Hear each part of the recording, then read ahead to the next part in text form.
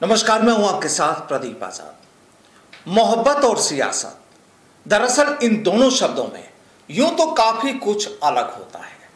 मोहब्बत में प्रेम प्यार की बातें होती हैं, सियासत में तकरार और आरोपों की बारिश होती है। लेकिन इन सबके जुदा लगता है कुछ समानताएं भी होती हैं। अब देखिए, तकरार और नाराजगी मोहब्बत में भी होती है तो सियासत में भी। बस फर्क इतना होता है कि मोहब्बत में हुई तकरार और नाराजगी जग जाहिर नहीं होती, लेकिन सियासत में हुई नाराजगी और तकरार जग जाहिर हो जाती है। दरअसल ऐसा ही कुछ इन दिनों राजस्थान की या फिर कहें अशोक गहलोत की सरकार में भी चल रहा है।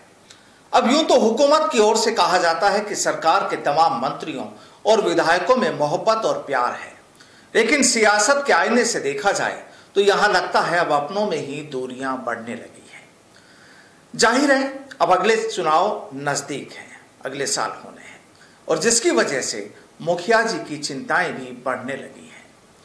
अब जिस तरह से पिछले कुछ वक्त में विधायक वर्सेज मंत्री, विधायक और मंत्री वर्सेज ब्यूरोक्रेसी, ये जो तस्वीरें सामने आ रही हैं, उसने राजस्थान की हुकूमत और कांग्रेस दोनों में चिंताएं बढ़ा दी हैं।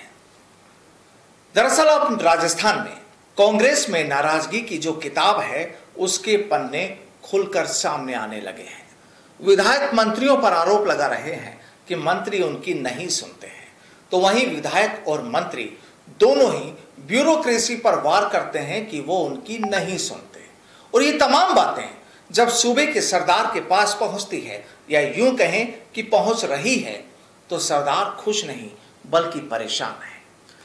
जाहिर है जब इस तरह की बातें सामने आए, पब्लिक के बीच पहुंचे, तो सरकार की लाज बचाना मुखिया जी के लिए सबसे बड़ी चुनौती साबित हो ही जाती है, क्योंकि केवल एक चना भाड़ नहीं फोड़ सकता।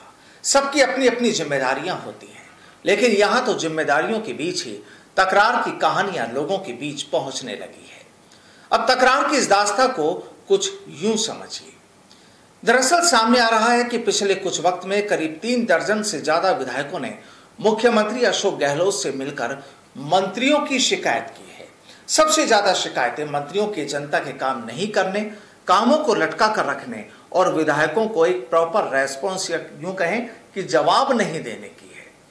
खबरें हैं कि 18 जुलाई को जब राष्ट्रपति चुनाव की वोटिंग हुई थी, उस दिन भी बड़ी तादाद में विधायकों ने मुख्यमंत्री से मिलकर कई मंत्रियों की शिकायतें की है। और इससे पहले भी हर बार की मुलाकातों में विधायक शिकायत कर चुके हैं या यूं कहें कि कर रहे हैं। विकास के कामों की सुस्त स्पीड यानी सुस्त रफ्तार के साथ तबादलों को लेकर भी कई विधायक नाराज बताए जा रहे हैं।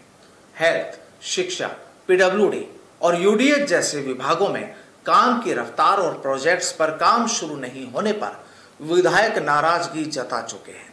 विधायकों ने शिकायत करते हुए यहां तक फीडबैक दिया है कि इससे सरकार का नैरेटिव बिगड़ रहा है, यानी इमेज पर भी फर्क पड़ रहा है, और सबको चुनाव में जाना है। इससे पहले जिन कामों की घोषणा हुई, जिनका ऐलान हुआ, उन्हें पूरा करना जरूरी है, लेकिन रफ्तार बहुत धीमी है। मंत्री राजेंद्र गुढ़ा, विधायक वाजिब अली, खिलाड़ी लाल बैरवा समेत कई विधायकों ने तो मंत्रियों के खिलाफ खुले तौर पर बयान दिए हैं। अब देखिए, विधानसभा चुनाव में अब 1.5 साल से भी कम का वक्त बचा है, लेकिन काम करने के लिए 11 महीने का ही वक्त बाकी है। तो फिर विधायकों का तर्क है कि बजट से पहले जितनी स्पीड से काम मंजूर होकर धरातल पर उतर जाएं, उन्हीं का राजनीतिक तौर पर फायदा मिल पाता है।